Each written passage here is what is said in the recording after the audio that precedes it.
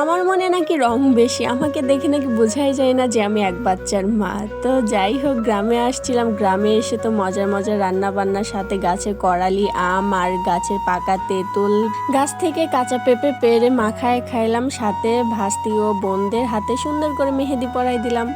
গ্রামের মেয়েদের মধ্যে কিন্তু চঞ্চলতা একটু বেশিই থাকে, যেহেতু গ্রামের মেয়ে, আমি অনেকদিন পরে গ্রামে ঘুরতে আসছি, তো মনে তো একটু রং লাগবেই। আর তোমাদের ভাইয়া কি বলে জানো, বলে যে আমি নাকি গ্রামের ছোটোখাটো একটা পাগলি, সে নাকি গ্রামের পাগলি বিয়ে করছে। মান ইজ্জত সব শেষ ভাই। আমি একটু চঞ্চলতা স্বভাবের জন্য কি আমাকে একদম গ্রামের পাগলি বানাই দিবে? বলো তো, এটা কি মেনে নেওয়া যায়? বলো তো তোমাদের ভাইয়াকে কি করা উচিত, কি বলা উচিত এই কথার জন্য? তবে সে মুখে যাই বলুক, মন থেকে কিন্তু আমার এই চঞ্চলতাকেই সে বেশি পছন্দ করে। তাকে দেখলেই বোঝা যায়। আমি যদি একটু চুপচাপ থাকি, সে বারবার আমাকে খুঁটাইতে থাকে যে কেন চুপ আছি, কেন আমি কথা বলছি না, কেন কম কথা বলতেছি, কেন চুপচাপ আছি, মানে হাজারটা প্রশ্ন উড়ায় যায় যে আমার কিছু হয়েছে কিনা, বা আমি রাগ করছি কিনা, তার কোনো আচরণে মন খারাপ করছি কিনা, এরকম হাজারটা প্রশ্ন। তো সেসব কথা বাদ দিয়ে গ্রামে আসছি, গ্রামে কি কি করলাম সেগুলো চলো বলি। এই যে এখানে দেখতেছো পাকা তেঁতুল, এই তেঁতুলগুলো যে এত মিষ্টি যে তোমরা না খেলে বুঝবে না। এগুলো কিন্তু ঝড়ে পড়া, মানে ওই যে গ্রামে থাকতে আমি একদিন দেখাইলাম না যে প্রচণ্ড ঝড় বৃষ্টি হচ্ছে, সেই দিনকার পড়া, মানে গাছ থেকে পড়া এই তেঁতুলগুলো, এগুলো কিন্তু সবই পাকা। তো সেইগুলোতেই রাত্রেবেলা বসে বসে সবাই মিলে খোসা এড়াইতেছিলাম। দেখো কি সুন্দর টাটকা। আমার মেয়ে তো এটা খায়, ওরে বাবা, প্রত্যেকটাতে একটা করে কামড় দিয়ে দিয়ে আবার রেখে রেখে দিচ্ছিল।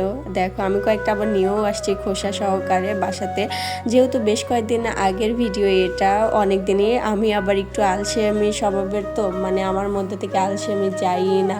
একদিনকার ভিডিও আমি পরের মাসে এডিট করি, বা এক বছরের ভিডিও আরেক বছরে এডিট করি, এরকমটাই চলতে থাকে আমার সঙ্গে। তো এই যে তেঁতুলগুলো এড়ানো হয়ে গেছে। আর সেই সময় আমি যখন গ্রামে ছিলাম, সেই সময় কিন্তু দেখো কত বড় সাইজের আম। এটা কিন্তু তখন সব গাছে এত বড় বড় আম তখনও হয়নি, কিন্তু এটা আমার ছোট বোন কোথায় থেকে যেন কুড়ায় নিয়ে এসে দিছে, নাকি গাছ থেকে পাড়ে এনে দিছে, আমি তাও জানি না, কিন্তু আমাকে এনে দিছিল। তো বাড়িতে ছোট গুড়াগাড়া ভাই বোন থাকলে পারে এই একটা সুবিধা, যখন যা বলা যায় তাই শুনে কাজকামও করাই নেওয়া যায় প্রচণ্ড হারে।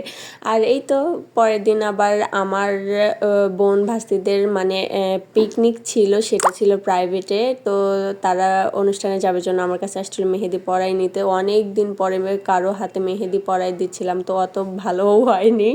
আর হেই দেখো, আমি বসে বসে কোনো কাজ কাম পাচ্ছিলাম না। আর বাড়িতে তো সেই সময় প্রচণ্ড রসুনের কাজ চলতেছিল, রসুন দিয়ে পুরো ঘর উঠান, বারবারই উঠান ভর্তি ছিল। আর আমি বাসে বাসে নিয়ে এইভাবে বিনি গেতে গেতে বড় একটা সাপ বানাই ফেলছি। আর এগুলো নিয়ে আমার মেয়ে খেলতেছিল। আর আমার মেয়ের পিঠে যে ব্যাগটা দেখতেছো না, এই ব্যাগটাই আসার দিন হারাই ফেলছি। ব্যাগের মধ্যে বেশ কিছু মূল্যবান জিনিসও ছিল, আর আমার মেয়ের অনেক পছন্দের ব্যাগটা এখনও পাওয়া যায়নি, হয়তো বা পাওয়া যাবেও না। যাই হোক, যেটা চলে যাওয়ার সেটা তো চলে গেছেই, আফসোস করে আর লাভ নেই, হয়তো বা পাবো না, ওটা আমাদের নসিবে নাই। তাই তবে যাই হোক, এবারে গ্রামে গিয়ে বাড়িতে কাটানো সময়গুলো অনেক ভালো কাটছে, আর আমার মেয়ের সময়গুলো অনেক ভালো কাটছে আলহামদুলিল্লাহ। গ্রাম মানেই তো শান্তির জায়গা, তাই না?